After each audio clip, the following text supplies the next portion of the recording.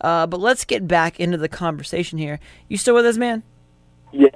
All right, cool. So you said this song, the last time we listened to was Abandoned. And you said that's kind of about how real hip hop has been abandoned. Who are some of the people that you listened to growing up that you felt were real hip hop, and who have been abandoned? What kind of groups have been abandoned, and who do you think has taken over, and why don't you like those kind of people that have taken over?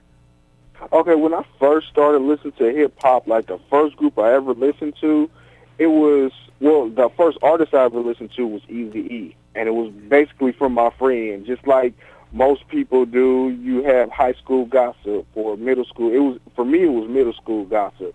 I had a friend who was really heavy into music. I still work with him today as a profession, and the first group that he ever told me to listen to was N.W.A, and I was like, this was when I was non-hip-hop, and I didn't know anything about, I didn't really know too much about music at all at that point. I was just finding out how to hang and getting in contact with everybody.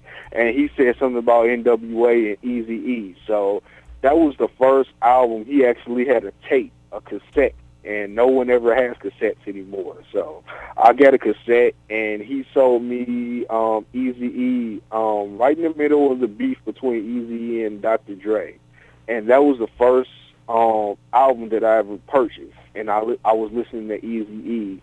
And right there in the beginning, I became an Eazy-E fan. And not too long from that, I became a Dr. Dre fan. And then from there, I would say, listening to the West Coast music, I eventually went to the East Coast music and started liking people like Tupac and Nas with the positive message.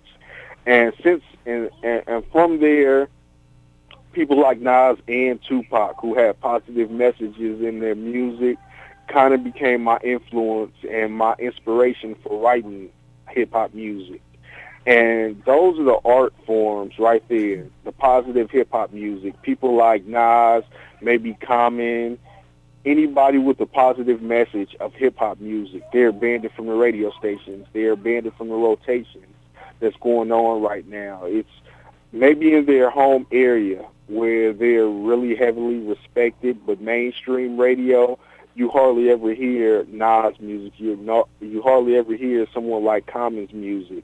They're not in the rotation as a lot of the negative music that puts an impact on the youth nowadays. So that's a part of the music industry that I feel has been abandoned. Anyone with a positive message has been abandoned. They're restricted to certain aspects of internet radio, and they're not on mainstream radio anymore. So when I wrote Abandon, I was basically talking about those platforms of music, positive music that impacts people, that listens to real hip-hop music.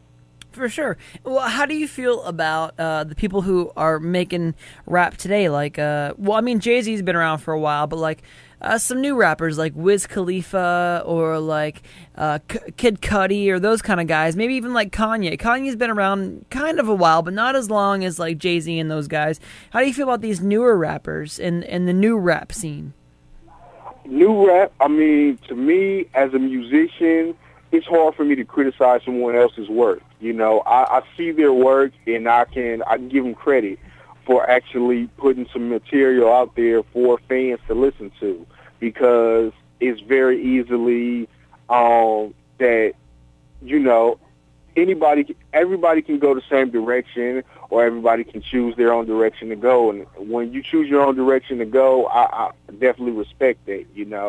It's a way of making the genre more deeper and having more depth in it. And I don't have any problem with that. The only problem I have is when positive music overall is just completely neglected and pushed out by negative music. But someone like Kanye and Wiz Khalifa, I think Wiz Khalifa is the next artist that's similar to Snoop Dogg. And I've been a West Coast fan with Dr. Dre and Eazy-E. Snoop Dogg, I've pretty much purchased every Snoop Dogg album that has ever came out. So I'm a big Snoop Dogg fan. And I know Snoop Dogg is a very strong supporter of Wiz Khalifa, so I like Wiz Khalifa's music too. It's mostly about, kind of smoking, getting high. He's a Right. Steelers fan too. So I mean, I'm a supporter of new music, but as far as it goes with positive music, if it's a force to push positive music out, then me as an artist in all of the many forms that I entertain people, that's something that I'm not scared to go against, if it comes to that. But I mean, as far as the things that they're doing in their music career, I'm all for it, I think the avenue of positive music definitely needs to have a lane. And if that lane is ever blocked, then I feel like we're being threatened, and I'm going to do something about it. Right on. Well, let's go ahead and jump into another song right here. I have a Drunken Haze lined up. What do you want to tell us about this song?